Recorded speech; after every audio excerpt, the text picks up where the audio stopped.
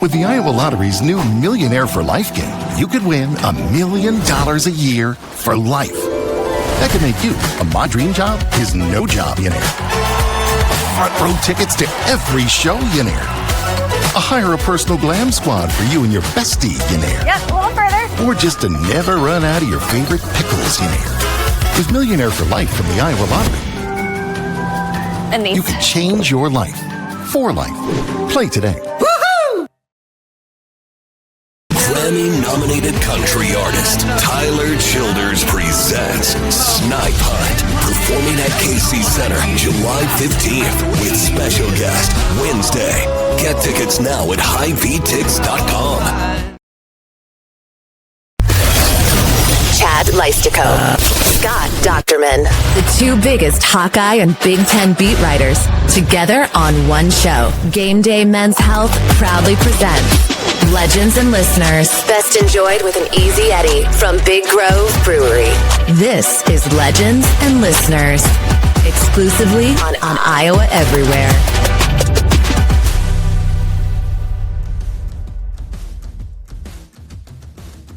Hey, Hawkeye fans, Big Ten fans, especially Big Ten fans this week. The Final Four and Iowans everywhere. Chad Leistikow of the Des Moines Register, along with Scott Dochterman of The Athletic, on Iowa Everywhere. This is Legends and Listeners.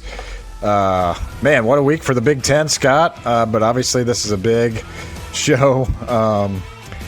I feel like you talked about this in our pre-show. We talked so much about football through January, and men's basketball may have gotten a little bit of the short shrift, but not anymore. Iowa men's basketball makes the Elite Eight, Scott. Let's dig into it here in the Channel Seed Studios because they obviously fall to Illinois. The season's over, 24-13. But before our last show, we were previewing, could Iowa beat Nebraska, and how much would that mean? They do. And then they meet another Big Ten team, lose it. But wow, what a season for Ben McCollum in year one. What are your initial global thoughts right now? My global thoughts is, first of all, the Big Ten is the king conference. I mean, 3 straight national titles in football, best 2 or 3 teams, 2 out of 4 teams in the country for sure. And the Big Ten men's basketball is better than I thought it was. When you have 2 teams in the Final Four, you had 4 in the Elite Eight and 6 in the Sweet 16. What a league. And I think Iowa held its own. Iowa, by beating Florida, of course, last week when we talked about it, but then also beating Nebraska in a back and forth game that really they didn't, it was kind of, to me, if there's one game that symbolizes what Ben McCollum can do, how he can coach, and what this team is going to be like from here and through his tenure, it's the Nebraska game for me, because Nebraska was playing really well early on, and Iowa was kind of drafting on them, to use a racing term. And then next thing you know, it was like the opening was there, and they took advantage of it. And they were like a dog. They weren't going to give it up. And I think to see the toughness, type of performance, to see how they, for 32 minutes, that they were right there with Illinois and leading Illinois, a team that's supremely talented to them. I mean, it was noticeable. The height advantage, everything. It was really noticeable to me. But I think this is the season that reawoke the fan base and really showed the potential of what Iowa can be moving forward. And it's I think this is the first time we've seen the fan base truly excited in at least 10 years, probably since the NIT year. They went all the way to the finals of the NIT and they lost to Baylor. The next year, everybody was pretty amped. And then they got all the way up to number 10. And then they had their collapse at the end of the season and went to Dayton. And then ever since then, it was kind of this, I'm guarding my heart if I'm an Iowa fan. I'm just not going to completely buy in. But now to see what this guy can do with a team that's not, it's probably, of the Fran era, there are probably 3 or 4 or 5 other teams more talented than this one. Mm-hmm. But this one played ball, man. So I think you got to be excited about it. Yeah, what a season. What a season. And those Illinois guys, they might be going to that Naperville Game Day Men's Health. So those guys are pretty big. Yeah. But we'll get to Game Day a little later. But the totality of the season for me, is because I do want to talk about them. Do you want to talk Nebraska first or totality? Because I feel like I've got a lot of thoughts. Totality. Okay. Totality of the season. So I put this in one of my articles. I believe it was in the, so I pre-wrote a wins and loses article, and I'm pretty sure this was in my loss article. So I think it's out there, but obviously this was Iowa's first Elite Eight since 1987. We all know that. 39 years. Can you name, Scott, would you name a season when you're going to look back on the season? What season is better than this one? Honestly, like there's won 24 games. They got to the Elite Eight. Like you could make an argument for the Keegan Murray team that won the Big Ten tournament. You can make an argument for the Luka Garza team that was a 2 seed. It was a great season, but you didn't even make the Sweet 16. You could make an argument, I think, for the Steve Alford 2006 Big Ten championship team that won 25 games. Mm-hmm. But I don't know. I think you might put this one there, Scott, because March means so much, and I'm not. It's weird to kind of think that because this team finished 9th place in the Big Ten. Yeah. Now we know the Big Ten's pretty good, so give it put that in the context too. Like out of 18 teams, Iowa still finished upper half, and that was a Fran benchmark, upper half finish. But man, I have a hard time putting any of those seasons, Scott, ahead of anything that's happened since '87. Am I crazy? I think for sure it's the best over the last 20 years. I think '06 has been overlooked because of the head coach. They finished one game out of first place in the Big Ten. They won the Big Ten tournament. But as you said, the paramount to this season, unlike with football, except for the playoff teams, the paramount of this season is what do you do in the tournament? And that's why Iowa fans have been so frustrated all these years. I mean, the 99 team, give them credit. They played really hard, but you win a 5-4 matchup and you go to the Sweet 16. That should just be kind of a, hey, this is a really good year and leave it alone. But instead it's been kind of blossomed up because it's been 27 years, Right. But I think really since the 87 through 89 era, and 89 was a little disappointing in retrospect, but I think this is as good as it gets because, as you said, when you look at the Fran era, there were a lot of seasons like this. Some they won a few more games. Maybe they were 12-8, maybe 11-9. But to do this in March, when everybody's interest is right there, and then to knock off a number 1 seed, and then to turn around and win a Sweet 16 game, and then acquit yourself really nicely against the tallest team in the country, which Illinois is, the most efficient offense in the country, and still holding to 71 points. And to play really well. I mean, you were leading, with under 7.5 minutes to go. Yeah. So, I mean, not to make that like the UConn situation back in 99. Well, they were winning with 8 minutes to go. I mean, this was hang the banner. Yeah, right. I just like... I think, I have a hard time kind of placing the moment with a bunch of moments, but I think this one stands up strong against anything since 88, the second year when they went to the Sweet 16. Yeah. I mean, even the 80s, I mean, I'm not going to 87 is a class of its own for sure, because 30 wins, number 1 in the country. Like, you're not going to top that. But even the 87 run was against 15 seed, a 10 seed, a 6 seed. The Hawks beat an 8 seed, a 1 seed, and a 4 seed to get to the Elite. It's not like they got a bunch of bracket help. I mean, they were playing chalk. They played chalk all the way. I mean, I thought Houston would have been the better matchup personally. And to me, they played chalk with Illinois, but seed wise, they beat Florida. They beat Nebraska. Nebraska started the season 20-0. Right. 20-0. Like, this was a good team. It was. This was a very good team. Absolutely. And Fred Hoiberg, did a great job coaching, except for the one, and the 4 men on the court thing, and that's going to haunt him. That's the type of thing that's, anyway. Certainly you have to blame the head coach there, but somebody didn't get a message there that was given, Anyway, back to the point.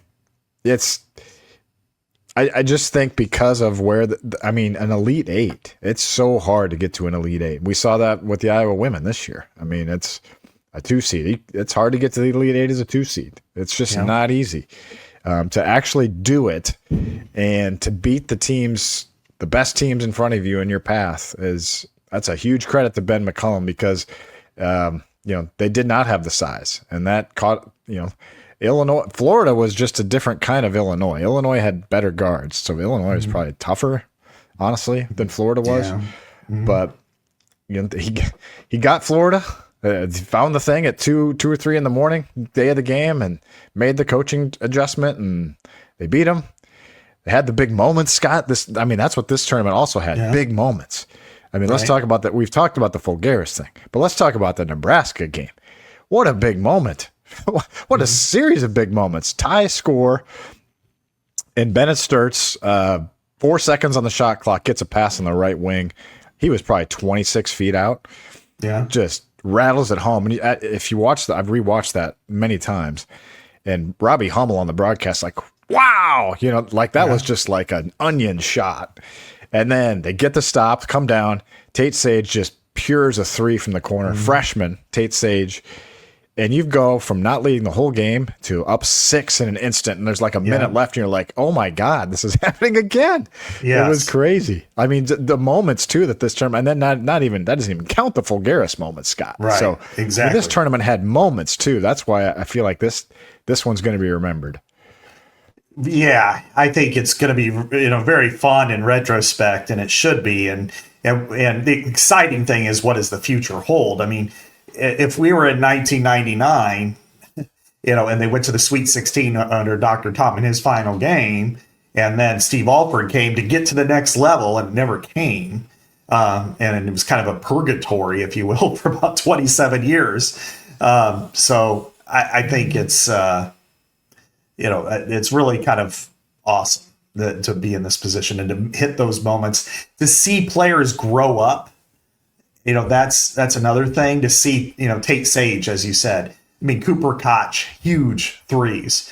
Onions for both of them. There were, I thought Cam Manuel as a defender. Wow.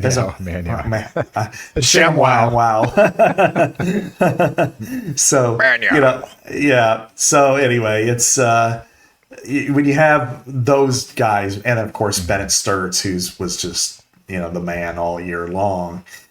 You've got to just be excited. And, Tavion Banks, came in, and the thing that really impressed me is that they played so hard that they did not take possessions off on defense.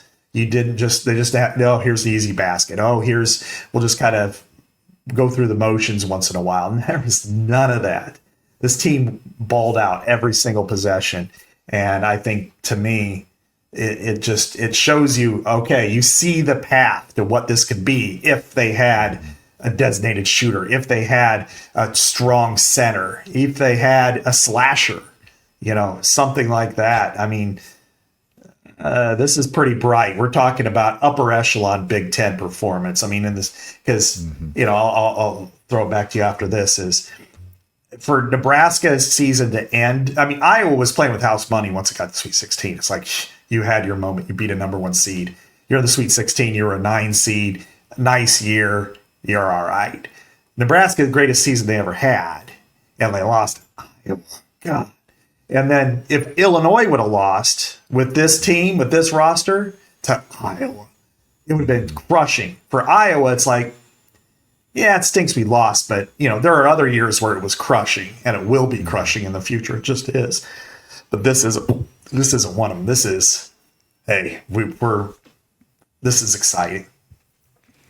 Yeah, well, put out the 3-word headlines call after the Illinois loss, and I would say all positive. Like you'd never get that in football, like no. After a loss, any loss. And so, it goes to show. I appreciated fans' perspective on that. It was kind of house money. You knew, hey, Illinois, that they had the horses, and we didn't. We had Bennett Stirtz, and he gave us the lead with 7.5 minutes to go because he was superhuman for 33 minutes. But the magic kind of ran out. You can't just not get rebounds the whole game and expect to win. 40-12 in the paint. They just didn't have the horses. And Ben McCollum knew that all year. They were working around that all year. I put this in my in one of my stories too, Scott. It was like, he had to play like Kirk Ferentz had to play, like when his quarterback was deficient. When you've got deficiency in a major area, and in basketball, size is a pretty significant factor. You just didn't have the size you needed. Now, yes, Fulgaris is 6'10", but he's not girthy size. He's more of a European outside player. Maniau was your inside guy, and he's generously listed at 6'9". So, and then after that, it's Banks, Koch, Sage. I mean, that's where you're at. So, anyway, so they kind of were able to overcome that, and that's what they were fighting all year in the Big Ten. That's what they were fighting. The Purdue games. Yeah, Michigan. Right. I mean, heck, they almost beat. Isn't it crazy? They almost beat Michigan here. Well, they almost won in Hilton. Like I know that we're not hanging any banners, but they were there. It's not like they got blown out. Right. These games. They got blown out once at Michigan State, blown out once at home against Purdue. That was it. Mm-hmm. Yeah. Well, you talk the Michigan game. I mean, Michigan's probably co-favorite to win the whole thing, alongside Arizona, which will be a fantastic game. I mean, they went 19-1 in the Big Ten. They were the first team in the Big Ten in 50 years to go undefeated on the road since the 76 Indiana team. That is impressive. And their closest call came at Iowa City at the very end. And as outmatched as they were against Illinois, they were more so against the Wolverines. And yet they were right there. I mean, they have a 7, Mara is unbelievable. And for them to go toe-to-toe with him, with Yaxel Lindeberg, who is unguardable, Big Ten Player of the Year. And yet for them to go toe-to-toe and compete, possession by possession, yes. And Ben McCollum has it figured out that certainly Fran never did. And that is to win at Iowa, you need to play basketball with the same type of strategy, toughness, discipline, and focus the way Iowa football plays. And Iowa football, you got your kind of minimum 8-4 type of team, but then every now and then, you're 10-2. Every now and then you're in that upper stratosphere, and that's what they could do here because, like with football, you can't go air raid at Iowa. You can't go get 3 wide receivers who run 4-4. It's just not going to work. But what you can do is go to the Chicagoland and get a 4-star offensive lineman. You can go to some kid in a high school, a 3A high school in Iowa, and all of a sudden he's a first-round draft pick. You build it, and then you put people together, and then you play ground position, complementary style football. Well, they play complementary style basketball. They don't compromise their defense for their offense. Right. They play possession by possession. You're not going to get the most elite talent in the world coming to the University of Iowa. But if they're tough, if they execute, if they're efficient, and they have talent, you could win a lot of games, and you have the right coach for that. Well, this is the first week since I've been with GameDay Men's Health in almost 2 years that I did not. This last week, I did not get a tee shot because I turned around from Monday night and I had to fly out Tuesday, so I wasn't able to even get in to get a to-go shot, a testosterone shot. However, I want to give GameDay Men's Health a ton of credit or a ton of pub here because I went in on Monday to say, hey, what should I do? Because I missed the week. What can we do? And so they're working with me to get me back, up to speed. It's not, you can't just go like one day, one the next, because at GameDay Men's Health, they make sure they're doing it the right way with testosterone replacement therapy. So 1 on Monday, and then I'm getting a half dose on this coming Thursday, which I got a to-go package. So, and then we'll be back on track again. So that's what we're saying about GameDay Men's Health. They take care of whatever your needs are, and they cater what you need, and they take care of you. They're not going to do anything foolish. They're going to do things safe. I have had 0 side effects in what's now 23 months almost with GameDay Men's Health. It's been tremendous. It can help old dudes like us. It can definitely help old dudes out there as well. Feel like you're in your 20s again. With testosterone replacement therapy, they also are tremendous in other areas as well. It's very easy to get connected with GameDay. We've said it time and time again, but it's worth repeating. Just call them up, set up a private, no obligation, free consultation. You can also do that by visiting GameDayMen'sHealth.com or just stop in. They're super nice. They're like they're busy now. They're busy. Oh yeah. So be patient. But you can stop in at Ankeny, West Des Moines, North Liberty, or Naperville, Illinois. Thanks to GameDay Men's Health for continuing to sponsor legends and listeners. We really appreciate it. Yeah, it was my, I went in today, Monday, I should say, and had my typical one, but I'll have another one on Friday because I'm going out of the country to visit my son. And then I'll have a to-go shot as well. Hopefully they let me keep it in the country in Germany. Yeah, hey, you sure? But they're very amenable and I would say, throughout the year, there's been a lot of those moments where, I got to go to the national championship game. And so we schedule around that or I'm going to the combine and they're very helpful. And as we said, Jad, it's been very instrumental in getting us back on the right path health wise in my case, and getting you into a schmedium shirt. That's right. This is a schmedium. Yeah. Or a medium. I want the schmedium. I need to downgrade to a schmedium. An Otzelberger schmedium. Yeah, there you go. I need. Well, thanks, GameDay Men's Health. One thing that's been really cool, Scott, about this Iowa Big Ten, or Iowa Elite Eight run, I should say, has been the outpouring of former Hawkeyes. That's one of the things McCollum did from the start. Very first press conference, he was ticking off old Hawkeyes that you didn't even think about, like Monteer Glasper, right. In his opening presser, not just Chris Street. And it was very cool, Scott. I felt like we saw, walk on the street, saw Greg Bruner down there in Houston, Jordan Bohannon. Yeah. Nicholas Bear in the house. How about Cooper DeJean in the house too? Yeah, you're right. By the way, just a lot of Aaron White's been tweeting about the Hawkeyes, just with a lot of joy and just wow, this is it's great to be a fan. Really love this coach. It's really cool to see the amount of support that not only the fans but McCaffrey era players and former players, but preceding that too. Wade Lookingbill, I believe, came. Just a lot of, and of course, J.R. Koch was there. You know what I mean? Just Kent McCausland was there. It's Nelson Basabi tweeted about it. He was Fran's first big recruit. He was a signee with Siena, and then came with Fran here, and and to have Nelson tweet about that. I mean, I thought that was really impactful, and really, anybody that's played basketball, men's or women's, for Iowa, should be excited and happy about the direction of this program. Save for a couple of people, it really has been, well received, I would say. Yeah, no, it's been, it just feels like it's, I don't know. It's rejuvenating for the whole program too. It's just like, hey, we're all in this together, it's cool, and, boy, the McCollum love that has been flowing has been pretty, tremendous on a national level too. That's got to help recruiting. I think Bennett Stirtz, Scott, let's reflect on his run a little bit before we get talking about the future. Man, what a player he was. I did get to sit courtside for the Elite Eight game. It was pretty awesome. I got to sit next to Kevin Harlan, so that was like really cool. To be right next to the guy calling the game. That was like a really memorable experience. Because I love Kevin Harlan, and I love Robbie Hummel as well, and actually Van Gundy was great as well. What a great crew Iowa got for these memorable games.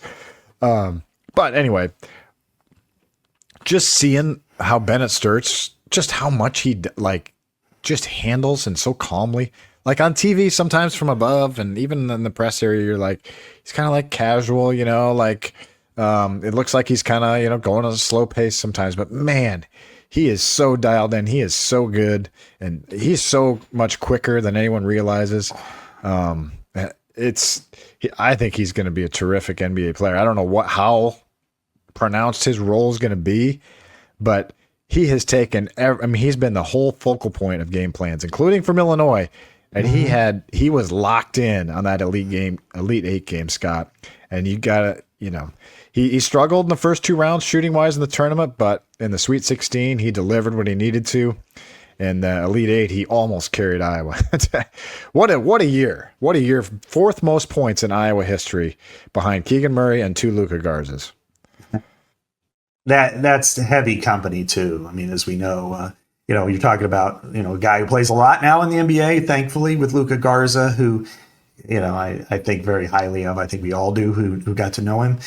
Certainly, Keegan Murray had an incredible year. Really single-handedly led them to the Big Ten championship that one year in the tournament. But Bennett Stirtz, he is the guy. He is the bridge from the Fran era to the next era under Ben McCollum. He's a 1-year guy, and it's a shame to only see him for 1 year. But every single game, no matter who he played, he was as good as the best player on the floor. And he was the target. I mean, Michigan, in particular, they have elite defenders. I mean, this is a team that's one of the 3 best, I would say, over the last 25 years in the Big Ten. This Michigan team is. I would put 05 Illinois second. I would put 15 Wisconsin. And then this one is in that conversation, and I don't know if it's 1, 2, or 3, but at least out of the other 2. But when you see the way he's able just to control things, and because like Michigan's Ken Pom defense and efficiency is number 1 in the country, and they were throwing everything at him, and they were still within 3 points. That game, even though it was a loss, and you could kind of tell the aftermath of Chad was more of a feeling like, yeah, we lost the game, but we feel pretty good about our performance. No moral victories, but you got to feel good after that. And I think he's, when we look at point guards, Chad, since 87-ish, even go back to 80, he's the best since at least Andre Woolridge. B.J. Armstrong is in that category, obviously, at Iowa, and then Ronnie Lester. And based on their performance here, because, Woolridge led the Big Ten in scoring and assists. That's pretty tough to get past. But I also think Stirtz was probably a little bit better. And B.J. was great. No, I'm not going to diss him at all. One of the most favorite players of all time in Iowa. But I think Bennett was probably a little more effective. I think Ronnie Lester was probably the only guard that had a better year, or better overall than him. Yeah, I mean, you look at the last team to make a Final Four had a point. You got to have the point guard, and that's another thing of the last 15 years. They just didn't quite have that guy at point guard to push him over the top. Not saying this one pushed over the top, but they did get to the Elite Eight. We haven't been in a long, long time. We talked about this topic, Scott, and I want to pick your brain on this because I am on the fence. I'm on the fence on this one. We talked about it must have been in the summer. We were like, who's going to have the bigger impact? Yeah. Is it going to be Mark Gronowski or Bennett Stirtz? And we tried to predict who it would be. And I don't remember who we picked, let's be honest. But if you look at what they both did for these programs, it's really hard for me to pick. You got one guy, the quarterback, who changed the way we think about Iowa football offense. Iowa football's offense was fun to watch last year. He scored, 17 touchdowns by alone? 16. He had 16, okay. And then one receiving, I believe, right? Yeah, so, right. And then had the moment against Oregon. Obviously, wasn't the winning moment, but it was a moment. Had the moment against Penn State, multiple moments in that game actually, and walks off what he did in Nebraska. I mean, what he did beat Diego Pavia, changed the way you think about Iowa football. And then you got Bennett Stirtz, who literally you went from a year ago, nobody cared about Iowa basketball. We were down to the nub on that. And now, thanks. I mean, if without Bennett Stirtz, this team isn't going anywhere this year. No way. He carried them to almost every victory this year. And to get them to the Elite Eight with the supporting cast he had, unbelievable. Who do you pick? Well, without Bennett Stirtz, they might be playing in the Crown, which is supposed to be the better tournament, right? I think, it is tough because Gronowski, it took some time. His parallel I've used a lot is Lucy Olson, that it took some time, and then Lucy took over and was really effective. Mark Gronowski, same type of deal. Bennett was more consistent throughout the entire season. He had a few moments where it wasn't great, but he had a lot of moments where he was outstanding. And so overall performance was comparable.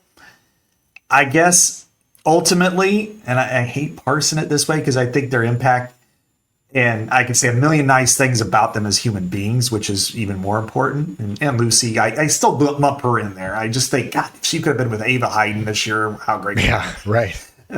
But yeah. I'm going to go with Bennett Stirtz. And the reason why is it's all about March and delivering moments in March. And they went further this year. They beat a number 1 seed, the defending national champions. And they went to the Elite Eight where they hadn't been in 39 years. And it's because of him. Because even in the games where he didn't shoot well, he attracted all the attention. I'm not taking an ounce away from Mark Gronowski. He was great. He played better as the season went on. I talked to him for half an hour last week. I think I don't think his football conversation is anywhere near done. He won't be a first rounder like Bennett Stirtz, but he'll make a team and he'll play for a while and stuff. I got to lean Stirtz just because of the Florida win and getting to the Elite Eight. Again, no offense. Like the Oregon game, Mark Gronowski did everything he could to win that game. Yeah. It didn't happen. Indiana, he did everything. He would have won the game if he'd been there, but he wasn't there. And it's just, I got to go with, he had the bigger moment, so I'm going to lean towards him. That's simply the only reason why I do that. Yeah, I think it's just it's a razor's edge here.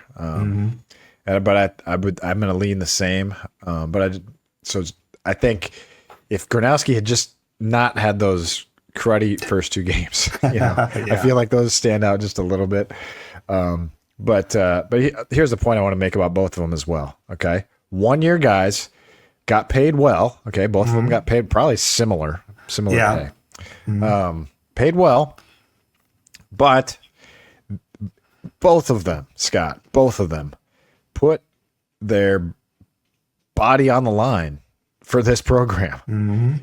Mark Gronowski went through a very difficult knee injury where we did not know if he was going to come back this year. He fought his butt off to get back on the field at Wisconsin. A couple weeks later, Iowa goes and wins 41-0, 37-0, 37-0. Yeah. And continues to kind of progress. He was never quite 100%. He had to adjust. But he didn't have to come back, but he did. He did for the he said it for the team, and he's a competitor. Same with Bennett Stirtz. Didn't leave he did not come off the floor.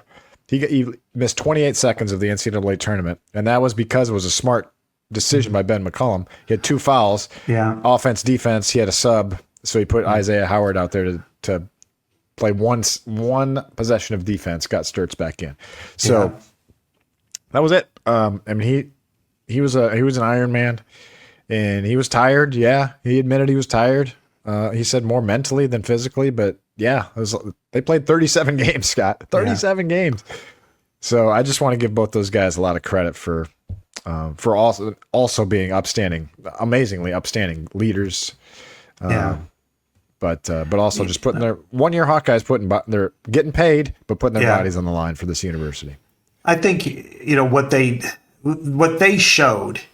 All 3, and I'm still connecting Lucy because I think the world. Yeah, that's cool. That's cool. And I think what they all showed to me is this is how the transfer portal is supposed to work, and this is when it works at its best for a place like the University of Iowa.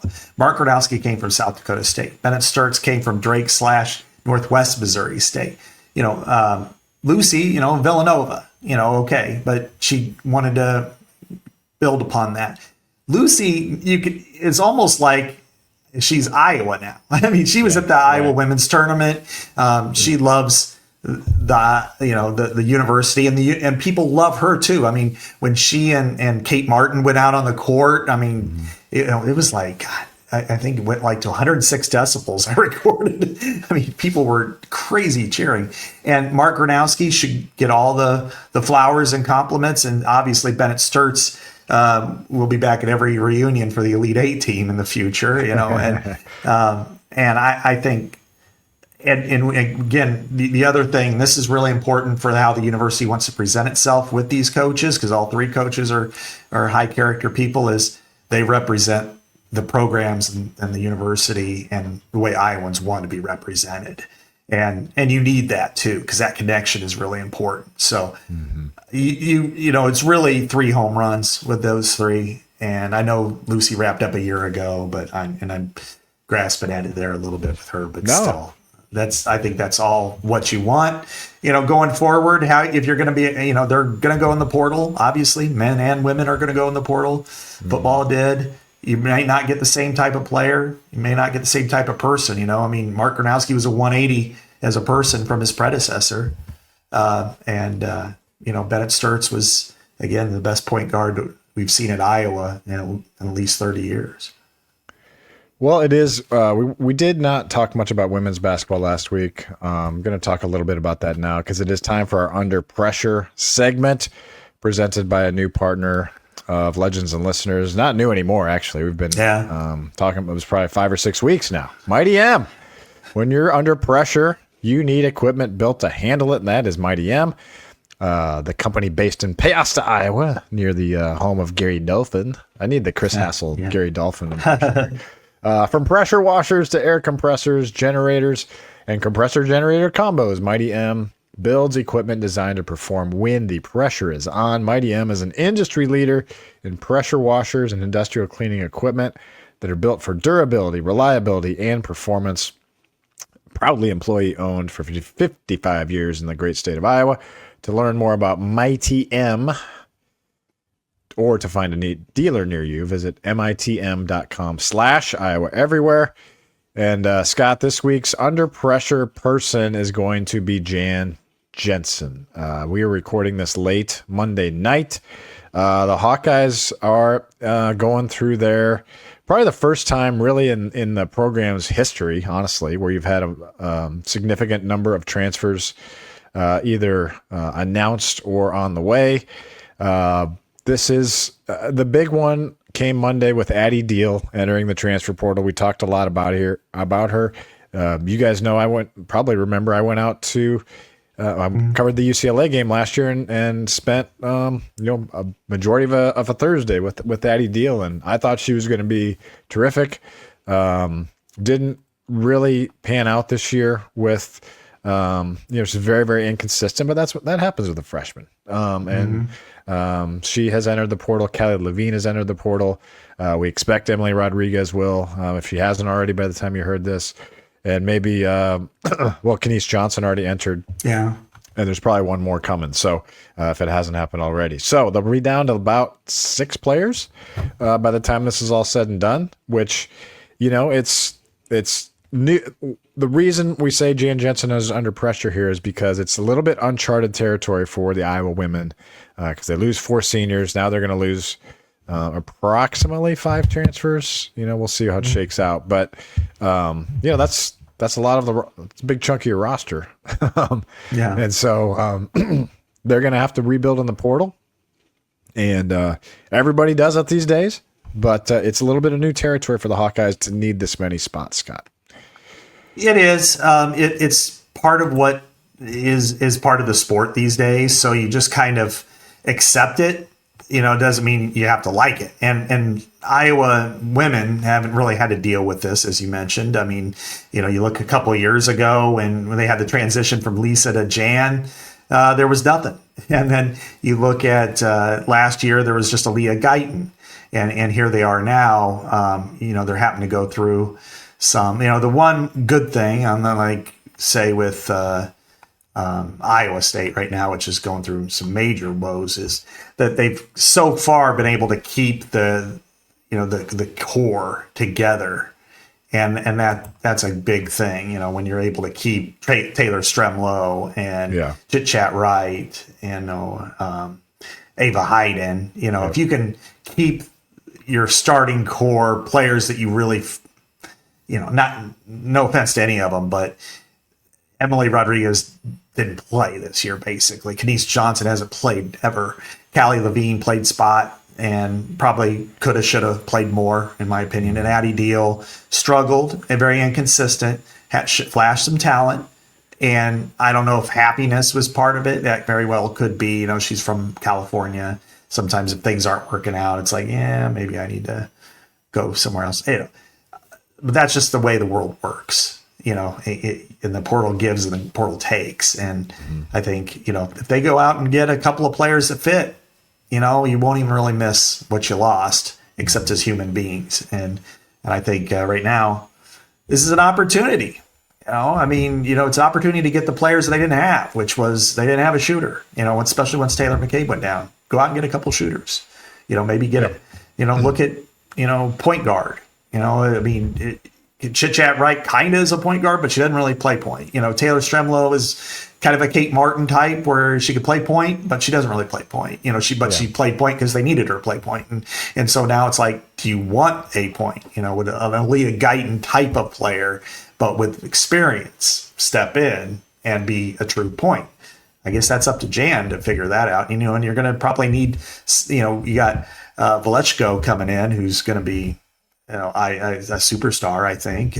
But you're still going to miss Hannah Stolke.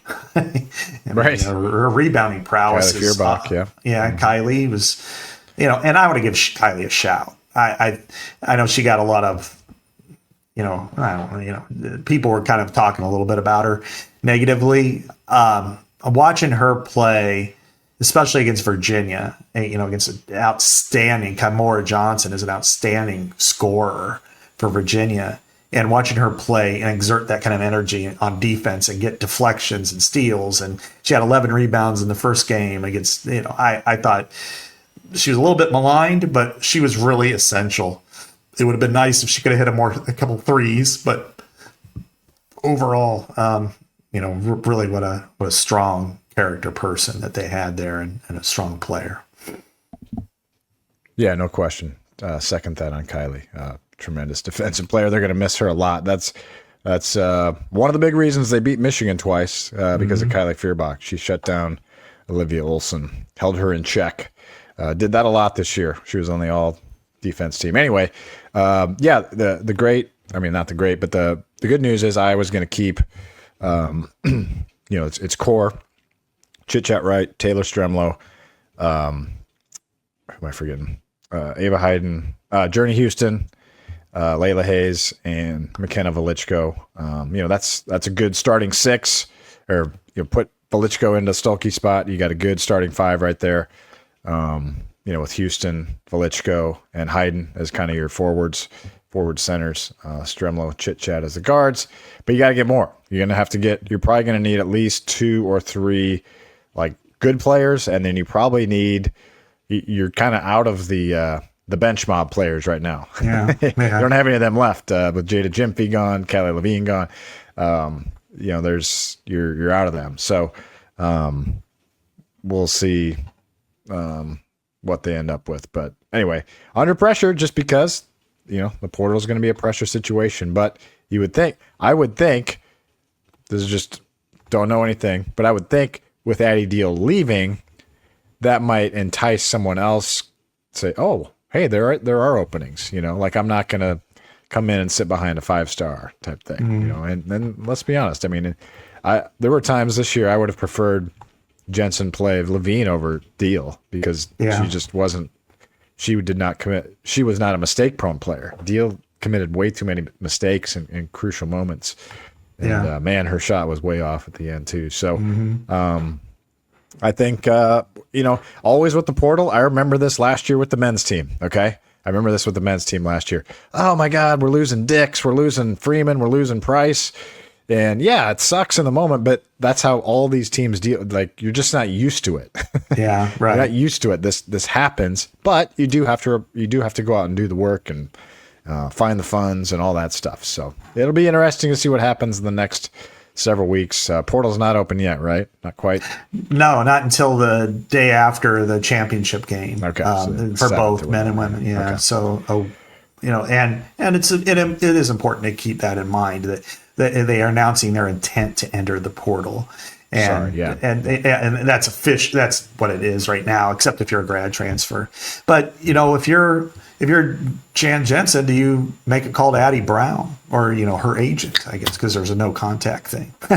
Do you do that? I mean, I would consider that. I think that's you got to get the best players for your program, and if you got some players out there that are more than capable, and in the Big Ten there are a lot of really good players too that have already announced their intent. Penn State had a couple of really good scorers, Kiami McMiller, and then there's a few others around the Big Ten that have entered. And I think, Indiana has 6 already. So it's just kind of, you just got to take it as they come.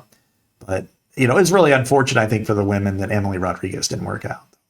I mean, I think she was the type of player they needed, but whatever happened. Interesting to see what happens there, where she goes, whatever. But while you were talking, Scott, I cracked open an Athletic Brewing Company Run Wild IPA, one of my favorites. There it is. I got it on the screen finally. And also put it in my Mighty M cup. So we're combining sponsors here. Athletic Brewing is America's largest dedicated non-alcoholic brewer, and we love having them. I love having them aboard with legends and listeners as a non-drinker. I've surpassed now 35 months since my last drink, so we're coming up on 3 years. Pretty awesome, and it helps to have awesome beers that Athletic Brewing produces, like this Run Wild IPA. It tastes like, it tastes like an IPA. Yeah. It's pretty awesome. It's like that's the sales pitch. It tastes the same. They've got a whole variety. I mean, we've gone through a lot of them on this show week after week, and you can catch any of their varietals. They got Mexican beers, they got light beers, more IPAs. They've got the German beer, the wit beer. They just got an amazing selection. So you can check that out at athleticbrewing.com. Athletic Brewing, as we say, is fit for all times. Scotty.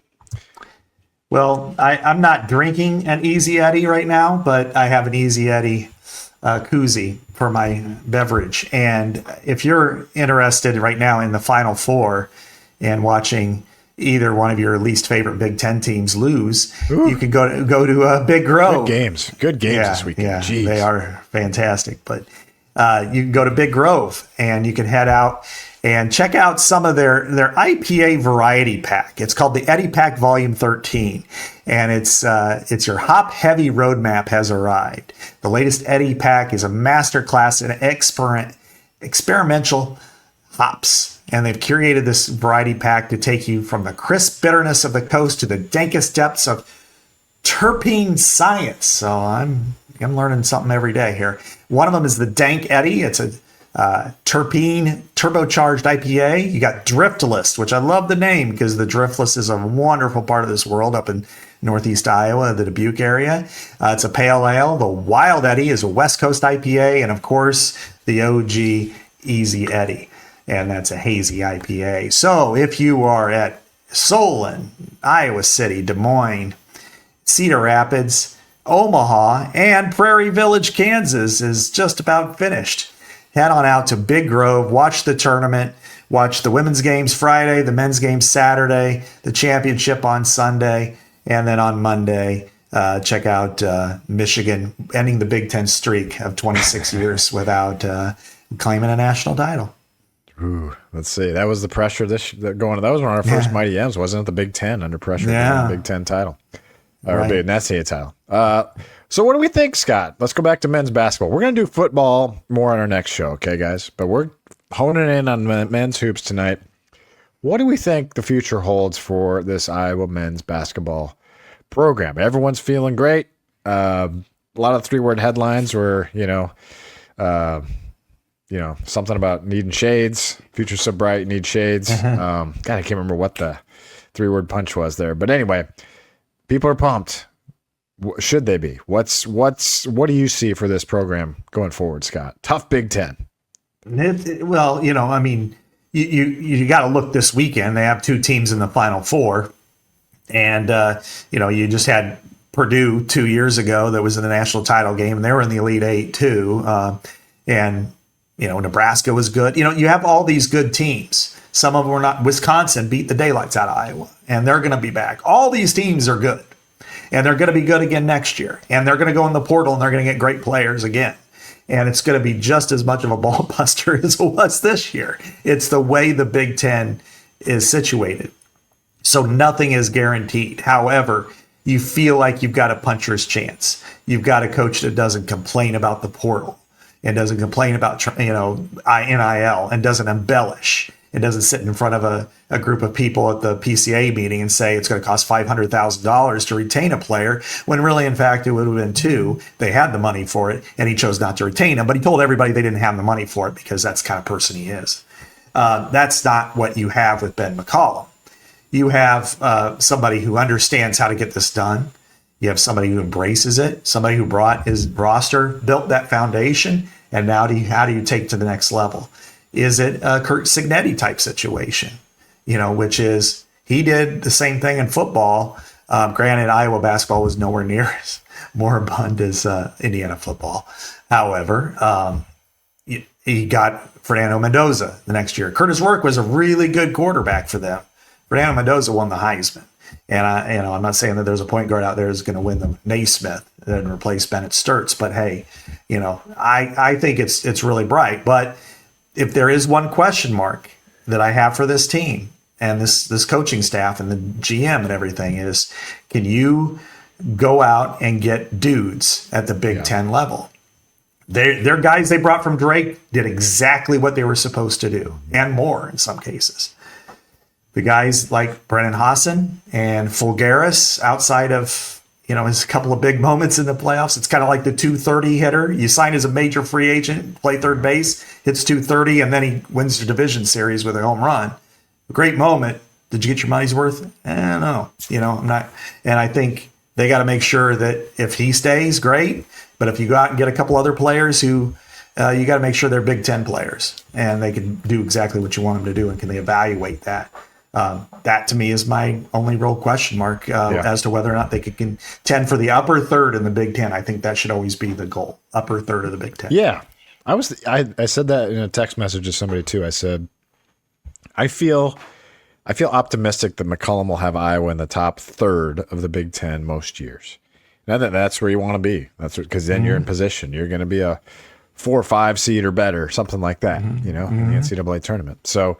And that's great. I mean, that's foreign territory. So if that does happen, that's great. But this portal season is so huge for McCollum. But how could you ask for better PR than you got in the last 2 weeks in terms of you're on Pat McAfee twice. I mean, you're getting what a great article on The Athletic by CJ Moore. That was I encourage you guys all to read that. Fantastic article. A guy who just known McCollum for 15 plus years, I believe. So, you really were, obviously he was open with the writer and trusted him, and he did a great job with it. It's like a fascinating read. So I hope you guys check that out. But what do they get in the portal? Here's my thought on this, Scott. What I know about Ben McCollum over a year now is this guy is fiercely competitive, insanely competitive, and he does not leave any stone unturned. So I do not believe he's going into the portal whenever it opens after the national title game and going, okay, let's start thinking about who we should get. I have a good feeling he's got a plan.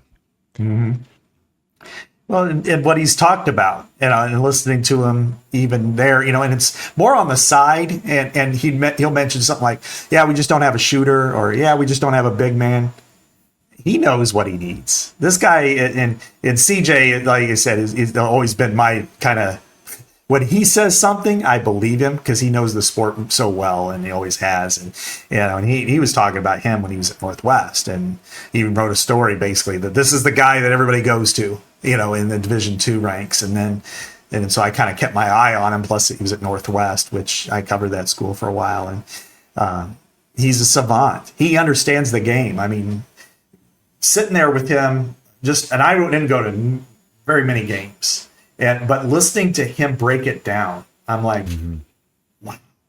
He understands it at such a level where one movement in a possession, it's like Greg Maddox pitching. One slight movement, and you can see the whole thing develop the way he's trying to explain it. He sees it happen, and it's like, it's brilliant. And you just know if he gets the people in place, at the athletic ability. The people are fine. The athletic ability in place. The shooter who can hit 40% from three. The big man who averages 10 rebounds a game. A slasher who can, like his point guard before Bennett Stirtz at Northwest he was Big Ten guy. No question about it. Yeah. And so I think you could be excited now. You don't have to build calluses around your heart on this program. That doesn't mean that they're going to go to the Elite Eight every year. It just means they're going to fight for your ass. Well, if you play the Iowa Lottery's millionaire lifestyle game, Sky, you could be a hefty donor to there you go. Flight or whatever you want. The top prize in the Iowa Lottery's Millionaire for Life game is $1 million a year for life. Second prize is $100,000 a year for life. And you can play in 9 different ways, and it's $5 to play. Scratch, pick, pull, or play your way wherever you play the Iowa Lottery. I'm interested. I think if you're McCollum, so Sturtz's money's coming off the books. Hawson's money's coming off the books. So that we're talking. Now we're at like 3-ish. Yeah. Fulgaris, if he comes off the books, you're about to 5.5 almost ish. 5. Yeah. 5-ish. Let's say north of 5. Yeah. North of 5. Okay. Yeah. So you got a lot of money to play with here, potentially. He needs a point guard and he needs a 5. So and those guys are costly. Those are going to cost. Yes. But what he did, he's what I love about him is he explains everything, what he's done, what he's doing. He explains it to us in the media. He doesn't act like we're idiots. He explains it to us, and the fans hear that too. The fans, that's what you got to do. Tim Lester does a great job of this. He doesn't talk as much as McCollum. If we had Lester 30 times a season like we do McCollum, it'd be like information overload. It's great. I'm not comparing the two, but kind of am in terms of how they communicate with the fans. You want to hear from them.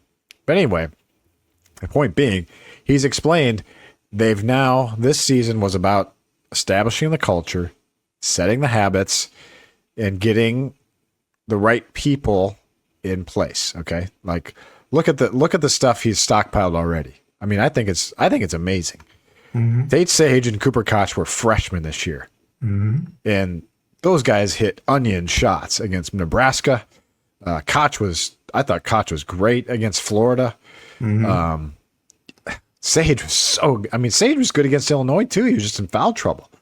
These are freshmen. He redshirted a guy that might be better than all of them, Trey Thompson. That guy is unbelievable. His athleticism, you guys are going to be blown away by his athleticism next year. And he just has to learn defense, learn the system. I think Trevin Urach, I think he was brilliant, Scott, and he wasn't quite ready, okay? Right. But he also kept him, I don't know, like they're not going to have to pay him a ton. I wouldn't think, but he's going to be a 6'11", stretch 4/5 next year for the Hawks. I mean, he was a freshman. Yeah. I mean, you're building these foundations. You're still going to have Cale Combs next year. You're still going to have Manio. You're going to have some other of these, Isaiah Howard, presumably. You're still going to have some of these Drake pieces. I don't know. I don't know if anyone leaves, but all you need now is those other pieces now. You need point guard big, but still, he's set. It's not a 1-year thing necessarily. But Cignetti's year 2, make the comparison, Scott. You covered Indiana football as much as anyone. Like, it got better in year 2. Yeah. It got better. It did. The foundation was set. I mean, what they were able to do with, line of scrimmage was really, to me, the telling thing with Indiana. That was what, to me, established them as much as anything, because that's some areas that new coaches struggle with more than anything. And if you look at it, how does that play with Iowa? To me, it's defense. To me, it's discipline, it's toughness. And if you can instill that immediately, because he brought the people who understood it with him, and kind of the way Signetti did, and then he went, year 2, he went big game hunting. That's what he got. Fernando Mendoza and a couple other players that really separated him. But, Elijah Surratt was at Sacred Heart before he went to James Madison, and now he's, one of the best receivers in the country. Omar Cooper was there, and, he'll be a first-round draft pick as a wide receiver. And the funny part is, and maybe this is, I don't know, and that's not quite Trey Thompson, but it's you could kind of stretch it from there, is he was going to enter the portal when LEO got fired, Tom Allen, but he got hurt in the middle part of the year, and he didn't think it was going to be enough of a market, so he figured he'd just stay. And now he's going to be a first rounder. So it's elite coaching. Maybe that's a Cooper Koch to some extent. But he needs to go get his Mendoza. And maybe he had it in Bennett Stirtz, but you could go out and get another guy, and then supplement it with a couple other players, and bam, you're offensive, like Pat Coogan, center, played at Notre Dame. He was a starting offensive lineman. He went there and he was their center this year. So you need a center. So I think it's realistic. I do not think. I mean, it's not likely, that they reach that far, but it's not unrealistic. So I think it's fair to have high expectations and be excited. It's okay to be excited about really, football too, when we'll talk about later this week. Yeah. And just as I was, I know it's Monday night when we're recording, but you guys will hear this Tuesday morning. Jaden Kuhn, Mr. Basketball in Iowa, has scheduled an official visit to Iowa, just as you were talking there, Scott. The guy, he was committed to Creighton, and now he's Storm Lake product. Yeah. So probably a connection there. Yeah. And that's the thing. McCollum knows that this is all built on relationships, and what a job he did in year 1. Look at what he did with the students. Yeah. Mm-hmm. Students were there this year. They and now, as he pointed out in one of his quotes for the basketball side, but I think it works for a fan side too. Now you don't have to wonder anymore. It works. You don't have to have this belief okay, it's going to work someday. It works. What he does works. That's the thing. And so now you just got to come here and play for him, right? Exactly. So he's proven it. He's proven what he can do. I think he's going to get players. Will he hit the jackpot like Signetti did? Don't know. That's hard to do. It's hard to do, but he's established a foundation. I love the pieces he's got. Mm-hmm. The 4 freshmen I mentioned, I think that's a tremendous spot to start. I mean, 3 of them will be sophomores, the other will be a freshman, but I just feel very bullish about this regime, Scott. Yeah. I don't know what you're going to flush today. Yeah, well, I was waiting for you to finish up because I got this. Oh, yeah. I was going to say, as much as we're talking up Iowa basketball, Ben McCollum is getting ready to flush this season and go on to the next one. So if you're in the Iowa City area, it's time to discover just how the plumbing industry can be when you choose a customer-first, independently owned and operated business like Ackerman Plumbing. Ackerman Plumbing services the Iowa City area, and we're thankful for their support here on Iowa Everywhere as legends and listeners in Instant Iowa. Ackerman is only in the residential plumbing business, so your calls matter and will always be answered in a timely manner. Whether it's for a plumbing emergency, routine service or maintenance, equipment replacement, or upgrades like tankless water heaters and water filtration systems, call Ackerman. We love businesses that are growing, and Ackerman is always looking for another service tech. And shout out to the Ackerman team, Corey, Stacy, Aaron, Nathan, and all the rest. So visit ackerman-plumbing.com for 5-star residential plumbing services in the Iowa City region. Year 2 of Ben McCollum is underway, Scott, and we will have more football in our next show. Anything you want to preview before we wrap up?